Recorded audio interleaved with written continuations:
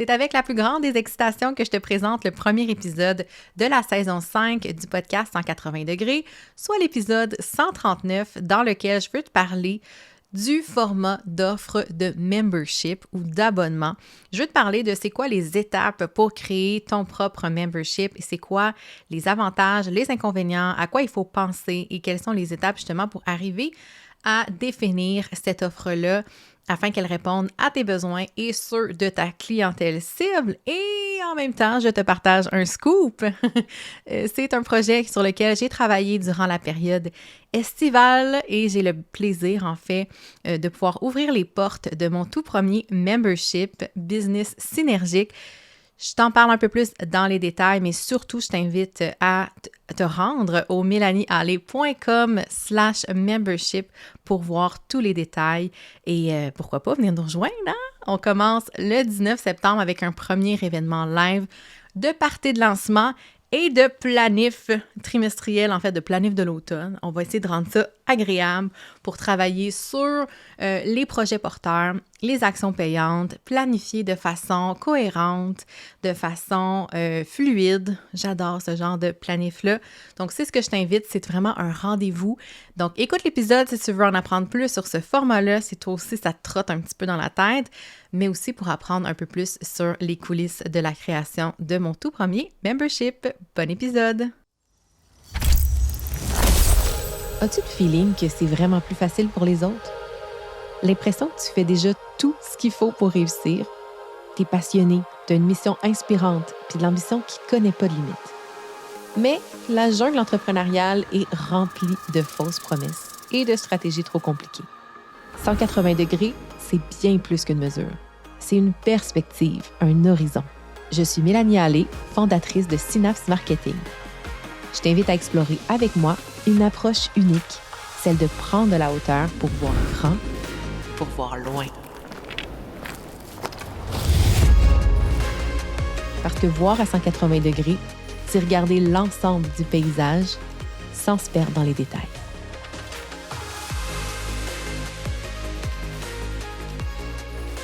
Re-bienvenue sur 180 degrés après cette pause estivale. Je suis tellement heureuse de reprendre le flambeau, le micro en fait, et de venir te jaser pour ce 139e épisode. C'est assez fou. J'ai pris l'été très relax. J'avais prévu des épisodes hors série avant l'été, puis finalement l'été a tellement déboulé. Il y a eu plein de projets qui se sont ajoutés pendant l'été pour faire en sorte que finalement c'était devenu impossible là, de créer de nouveaux épisodes pendant l'été. Je me suis dit non, prends ta pause et travaille sur la prochaine saison. C'est le mieux que j'avais à faire. Donc, bien reposée, bien ressourcée, prête à te reparler de marketing, de création de contenu, d'entrepreneuriat, bref, de tous les projets et les sujets en fait qui m'intéressent et qui font en sorte que je peux t'aider, contribuer à ta business, à ton succès. Fait que je suis vraiment, vraiment, vraiment honorée que tu fasses le choix de m'écouter, hein, parmi toute cette abondance de podcasts qui existent aujourd'hui, que tu prennes le temps de m'écouter. C'est vraiment... j'en suis très reconnaissante. Donc, en fait, j'ai envie aujourd'hui d'aborder un petit peu ma réflexion ainsi que... Pas juste ma réflexion, en fait, aussi les conseils par rapport à l'offre de membership. Parce que dans les dernières années, j'ai accompagné des clientes à mettre sur place, mettre sur pied, créer en fait leur propre membership. Donc, un membership, c'est en fait un abonnement récurrent dans lequel on peut créer ce qu'on veut, hein. C'est comme un peu une coquille, une formule, et on peut la façonner et décider finalement qu'est-ce qu'on veut inclure à l'intérieur de cette coquille-là. Il y a plein de paramètres qu'on peut décider. Il y a plein de memberships sur différents sujets qui existent. Certains présentent du live, donc on est plus dans des documents, l'accès à des templates par exemple. Il y a plein de choses qui existent. Je ne sais pas si toi-même tu es membre de certains abonnements, memberships, mais c'est un modèle d'affaires qui est de plus en plus populaire parce que c'est accessible. Souvent, le prix est beaucoup plus faible qu'une grande offre signature et on peut avoir vraiment quelque chose de facilement consommable, qui n'est pas, on va dire, overwhelmant, comme peut-être certains grands programmes ou grandes cours de formation sur du plus long terme. Donc, il y a aussi le fait de ne pas nécessairement s'engager forcément sur du long terme, bien qu'on peut rester longtemps dans un membership. Fait qu'il y a quelque chose de super intéressant avec cette formule-là. Bien sûr, il y a des mais, hein? Bien sûr. Et c'est un peu ça que j'ai le goût de te parler aujourd'hui. En fait, le gros avantage pour l'entrepreneur qui crée son offre membership, évidemment, tu l'auras compris, c'est la récurrence au niveau des revenus et le caractère un petit peu plus prévisible de la chose. Donc, tu sais, évidemment, on vise une croissance du nombre d'utilisateurs, du nombre d'abonnés, en fait, mais il y a quelque chose de très sécurisant, on va dire, et confortant pour ce type d'offre. Il y a bien sûr le grand avantage de renforcer la communauté autour de notre entreprise, autour de notre marque, de nos valeurs. C'est comme de fédérer finalement une gang d'entrepreneurs ou en fait de ta clientèle cible. Et ça permet souvent de fidéliser plus facilement en fait ta clientèle parce qu'ils ont toujours un lien direct avec toi versus des services à la carte qu'on peut venir piger, entre guillemets, quand on en a besoin. Bien, le membership fait en sorte qu'on garde contact avec notre clientèle. Donc, il y a quelque chose de super intéressant à ce niveau-là. Les grands inconvénients, en fait, et moi, je vais te faire mon petit partage personnel. J'ai toujours dit que je ne voulais pas de membership parce que je trouvais qu'il y avait une pression qui venait avec ce format-là de toujours créer sans cesse, sans avoir de pause, avec l'attente finalement de gens qui veulent que tu crées pour eux. Et il y avait quelque chose d'un petit peu angoissant pour moi dans ce format-là. Et ça fait partie aussi des choses qu'il faut réfléchir. Donc, peut-être un inconvénient principal qui est la nécessité de s'engager sur le long terme. Donc, un engagement continu, c'est-à-dire qu'on fait des promesses, bien, il faut les tenir. Hein? On appelle ça l'intégrité et l'éthique. Donc, si tu as promis quelque chose, bien, il faut que tu le rendes disponible, ce contenu-là. Et ça demande aussi des ressources au niveau de la gestion de la communauté, c'est-à-dire que dépendamment du nombre de personnes qui font partie de cet environnement-là, de cette communauté, bien, il faut qu'il y ait des gens pour répondre à ces gens-là ou entretenir surtout cette communauté-là. Et l'autre chose qui est à réfléchir, c'est le risque de saturer si le contenu, après ça, il est difficile à renouveler. Donc, c'est de penser à un format de membership qui te permet de constamment te renouveler sans avoir l'impression de te répéter ou de refaire sans cesse la même chose ou à la limite de devoir botcher, hein, parce que ça, clairement, les memberships, que c'est, entre guillemets, garrocher du contenu, ben ça fait en sorte que les gens ne trouvent pas la qualité ou la valeur promise et risquent de quitter après un court laps de temps. Je suis certaine que ça t'est déjà arrivé de faire partie d'une offre membership et de te rendre compte que finalement, c'était juste un ramassis, si on veut, en bon québécois, les petites pièces rapportées de d'autres offres qu'on a essayé de packager ensemble pour créer un abonnement. Ça fait comme un sentiment de, tu sais, je paye-tu pour la bonne affaire? Je paye-tu pour rien? Est-ce que vraiment ça m'est utile?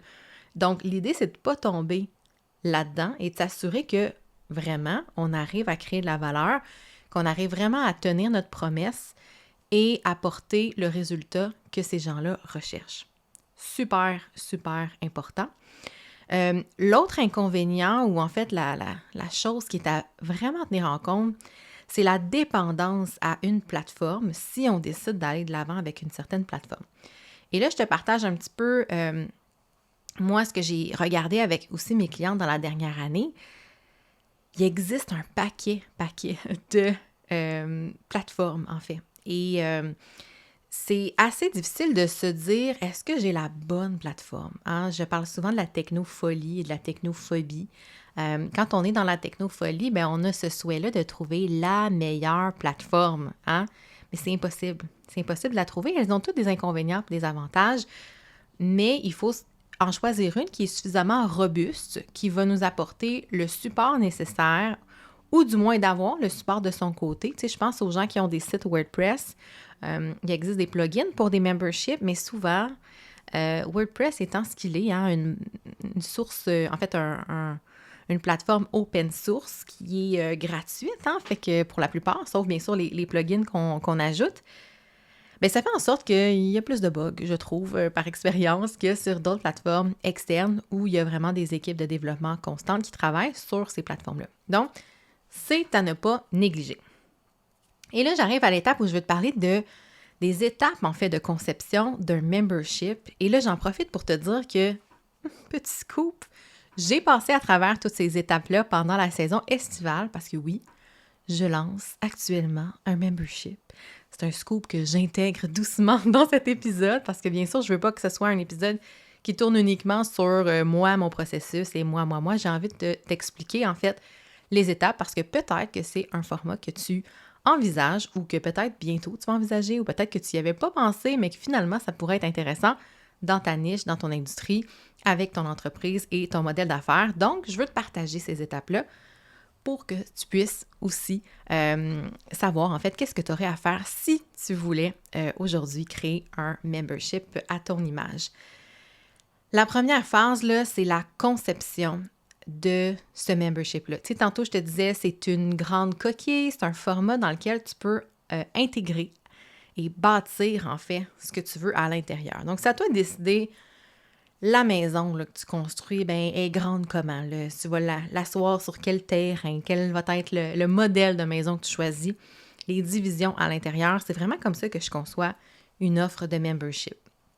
Il n'y a pas tant de concept de base. Tu sais, versus un mastermind où le mastermind fait référence au cerveau collectif, au co-développement, où là, c'est comme clairement un concept qui existe déjà. Hein. Donc, quand on crée un mastermind, oui, on peut broder autour, mais ça reste que c'est ça l'essence même du mastermind. Au niveau du membership, la seule chose qui régit ce concept-là, c'est le caractère récurrent d'un abonnement. Après ça, tu fais ce que tu veux. Tu peux le pricer comme tu veux, le positionner comme tu veux. C'est toi qui gères la barque. Hein? Donc, c'est ça qui est cool, je trouve, pour les grandes libertines de l'entrepreneuriat comme je suis, on aime bien ce genre de format-là, qu'on se sent un petit peu libre de faire ce qu'on veut. Fait que la phase de conception sert à, bien sûr, te demander ça va être qui ton persona pour cette offre-là. Donc, les membres qui vont faire partie de ton membership, ce sont qui, quels sont leurs besoins, leurs craintes, leurs aspirations. Tu sais, on revient au concept d'avatar ou de persona ou de client idéal que je te parle souvent. Il y a des épisodes juste dédiés là-dessus d'ailleurs. Donc, on dresse le portrait. Pourquoi? Parce que c'est pas parce que tu as un avatar précis, générique pour ta business, que ce sera le même avatar pour un membership. Et d'ailleurs, tu peux avoir 1 ou 2 ou 3 personas, ou même 4 des fois, selon les business différents.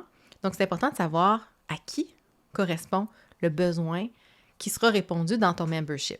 Super important.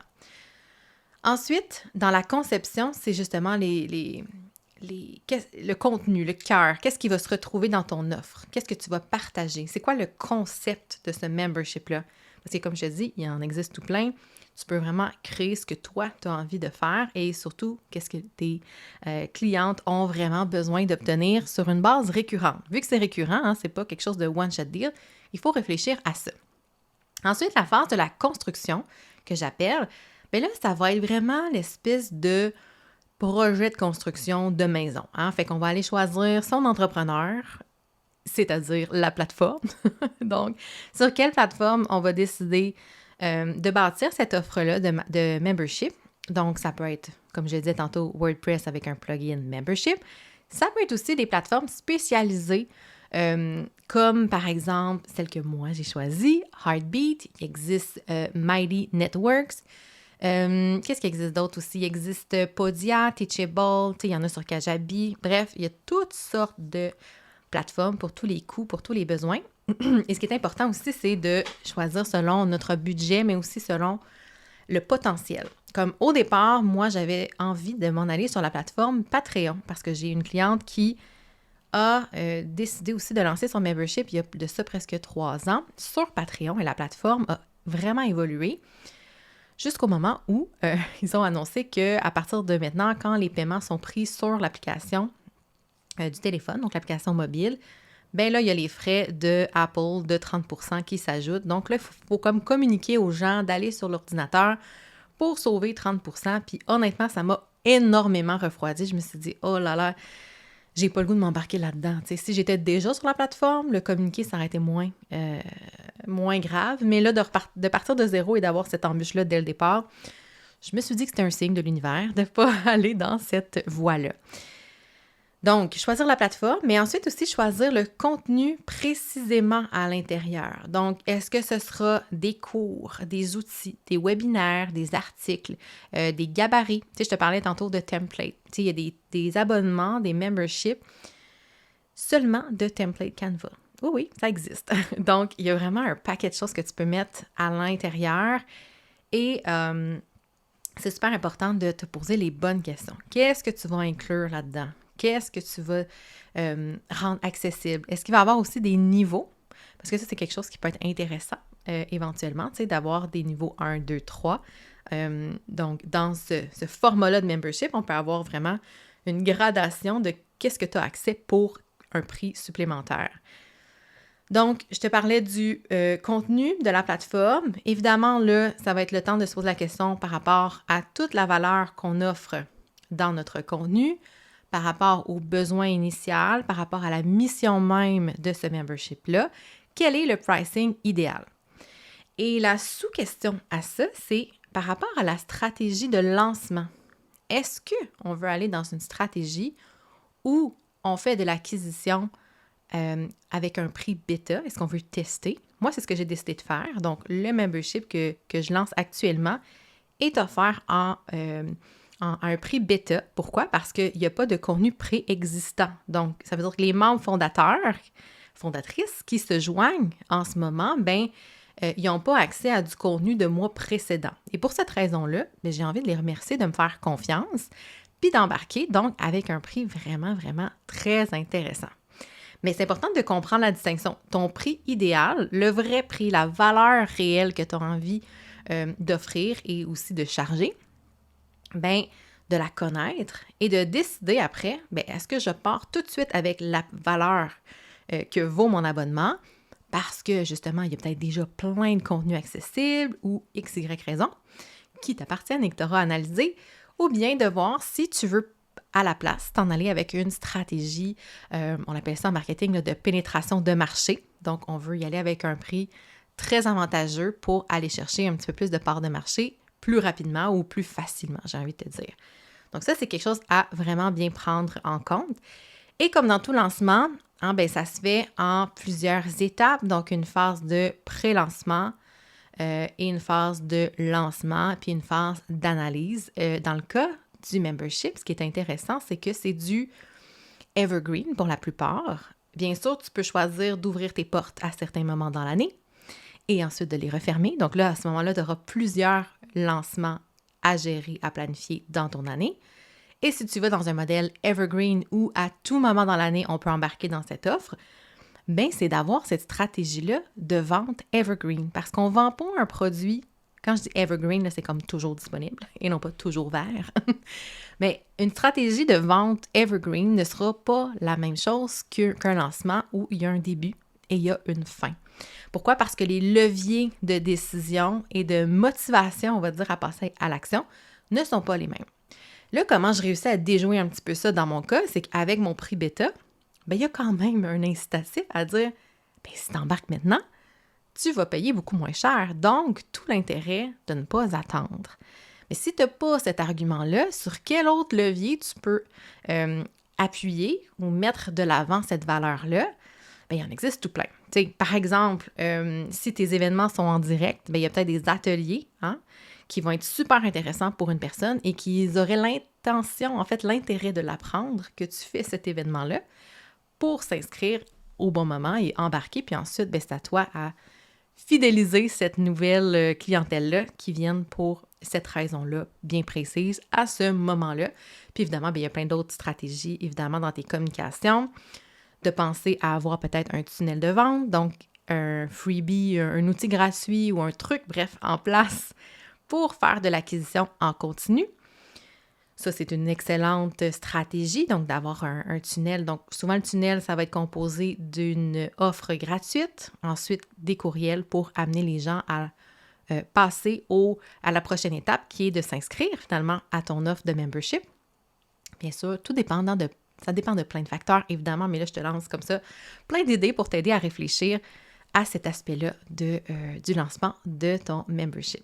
Puis quand je parle d'analyse aussi, une fois que tu as fait ton premier petit blitz de lancement, ce qui est intéressant, c'est d'aller voir c'est quoi les feedbacks, aller poser des questions, ceux qui ont décidé d'embarquer avec toi, ceux qui n'ont pas décidé d'embarquer avec toi, comprendre pourquoi dans les deux situations et faire des ajustements nécessaires aux besoins. La troisième phase, la troisième partie, je veux dire, c'est ce que j'ai envie de te parler dans l'épisode, c'est quoi les bonnes pratiques, en fait, quand tu veux créer un membership. D'abord, ce que je veux te dire, c'est de t'assurer que ton contenu va toujours être dynamique, c'est-à-dire qu'il va toujours être renouvelé. J'ai envie de te dire, c'est un peu ça. Des fois, on voit des memberships où c'est un peu du réchauffé. Il manque un petit peu de, comment dire, il manque de petits hype, j'ai envie de te dire. Donc, comment créer ce hype-là avec une façon de dynamiser ton contenu, ton univers? Je pense automatiquement en ce moment à Aimer des rosés, que j'ai reçu sur le podcast, qui parle de mon élaboration. Donc, tu sais, ça, c'est toutes des façons de dynamiser ton membership. Et aussi, c'est l'engagement régulier avec ta communauté. Donc, souvent, des fois, on entend des bruits de criquets dans certaines communautés, puis c'est entre guillemets, la pire des choses parce que les gens ont l'impression d'être laissés à eux-mêmes et finalement de payer dans le vide. C'est pas parce que c'est un plus petit prix que les gens ne s'attendent pas à une certaine présence. Et là, je dis pas une omniprésence, mais une certaine présence. C'est super important. Ensuite, utiliser des outils d'automatisation, ça peut être une excellente pratique justement pour te faciliter la vie avec tout ce qui est l'admin, les communications, les rappels.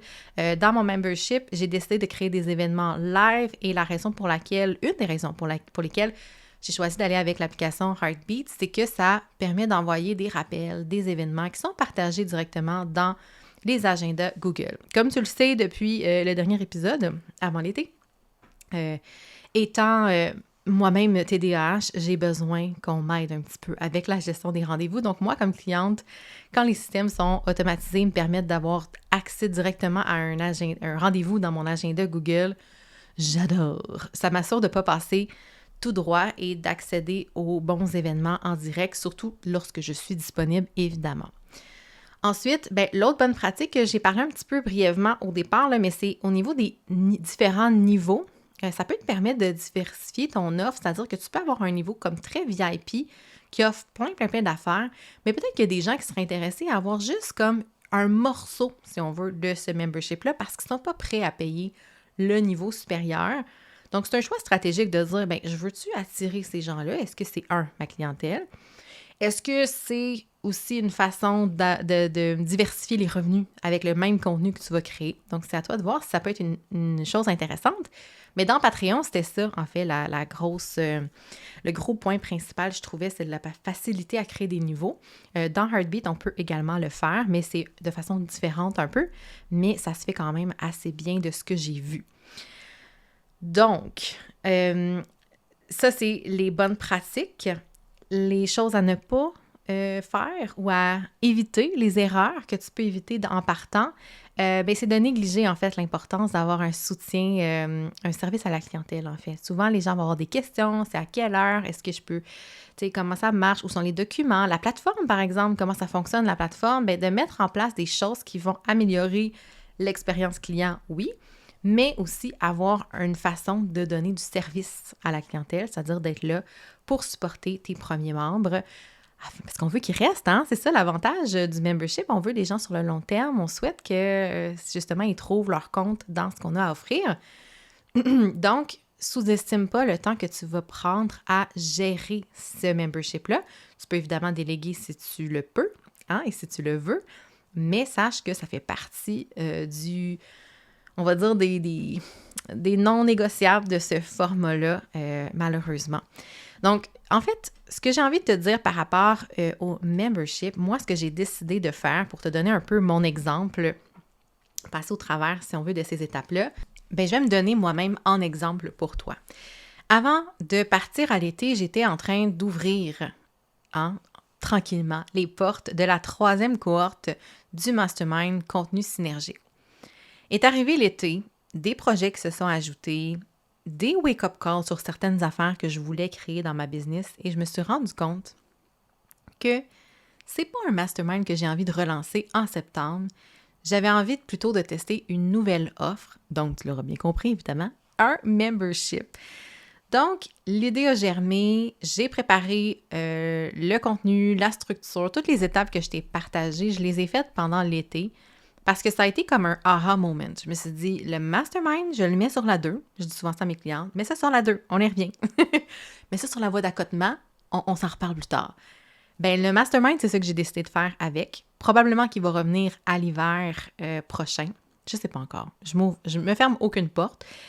Mais ce que j'ai envie le plus de vivre cet automne, c'est l'émergence, la naissance d'un membership qui s'appellera Business Synergique. Donc, évidemment, il y a un petit thème, hein, tu l'auras compris.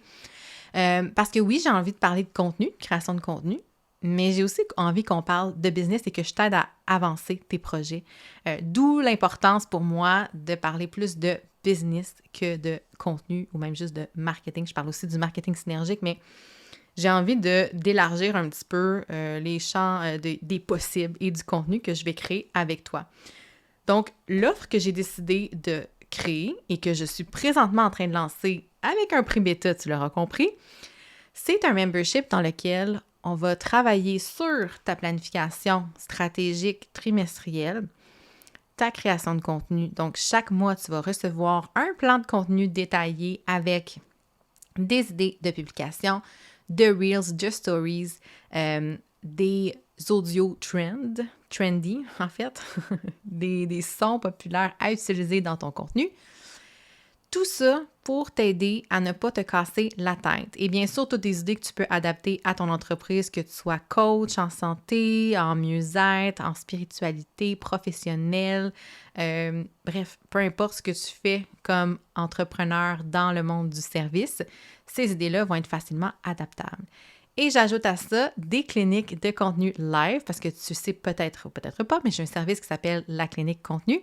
Bien, j'ai décidé de créer une expérience live en groupe de clinique contenu suivie d'une période de questions-réponses. C'est-à-dire que là, tu vas pouvoir soumettre à l'avance tes pièces de contenu que tu as envie que je te donne mon feedback. Fait que ça peut être une landing page, une page de vente, des contenus, des vidéos, bref, ce que tu veux, tu le soumets à l'avance et on analyse ça, on regarde ça tout le monde ensemble, suivi d'une période de questions où là, tu n'as même pas besoin de rien préparer, tu te présentes et tu viens me poser tes questions. Je vais être là pour ça, mon cerveau à disposition pendant 1h30 avec toi. Et ça, c'est sans te parler des ateliers thématiques qui vont avoir lieu chaque mois pour t'aider à apprendre concrètement de nouvelles stratégies, mettre en place de nouvelles choses, revoir certains piliers de ta stratégie de contenu et même de marketing. Donc, la programmation 2024, elle est déjà disponible et on débute le 19 septembre, un jeudi. On débute ça en grand avec un party de lancement et de planification trimestrielle parce que j'ai le goût de t'apprendre que ça peut être le fun de planifier ton prochain trimestre. Donc, on va venir parler justement de comment mettre en place les actions pour arriver à la fin de l'année et se dire « Mon Dieu, je suis fière de ce que j'ai accompli.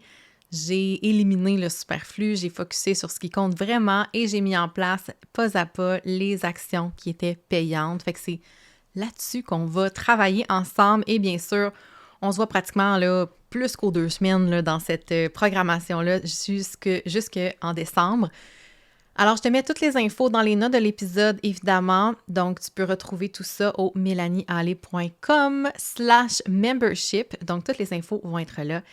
Et j'espère t'y voir, ou du moins, j'espère que tu vas aller voir l'offre pour un peu comprendre qu'est-ce que moi j'ai décidé de faire. Peut-être ça pourrait t'aider, t'inspirer pour ton propre membership. Peut-être que cette offre te fait de l'œil. Donc, j'espère que je t'ai soit donné envie de créer ton propre membership ou soit t'aiguiller à créer le tien, revoir peut-être certaines choses dans ton projet de membership, d'abonnement, peu importe comment toi tu vas l'appeler. Donc, j'espère que ça t'a plu. Évidemment, si tu as trouvé de la valeur, je t'invite à partager cet épisode-là à un entrepreneur à qui t'aimerais partager finalement ce contenu-là. Peut-être que tu connais quelqu'un qui est en train de travailler sur une offre de membership ou qui espère en lancer un dans la prochaine année. Donc, tu peux lui envoyer cet épisode-là. Et sinon, je te dis à la semaine prochaine avec notre première entrevue de la saison 5 et je ne te scooperai même pas qui est cette prochaine invitée, mais pour un petit indice, en fait, j'ai mis pour l'occasion un beau veston rose flash. Alors, je te laisse là-dessus, à toi de deviner et je te souhaite une belle semaine. À bientôt! Wow! Merci d'avoir passé ce moment avec mon podcast dans tes oreilles. Ça me touche énormément. J'espère que les idées partagées dans l'épisode t'ont inspiré, t'apporteront une nouvelle perspective et te motiveront à te mettre en action. Si tu y as trouvé de la valeur, je t'invite à le partager. Fais découvrir cet épisode à d'autres entrepreneurs passionnés.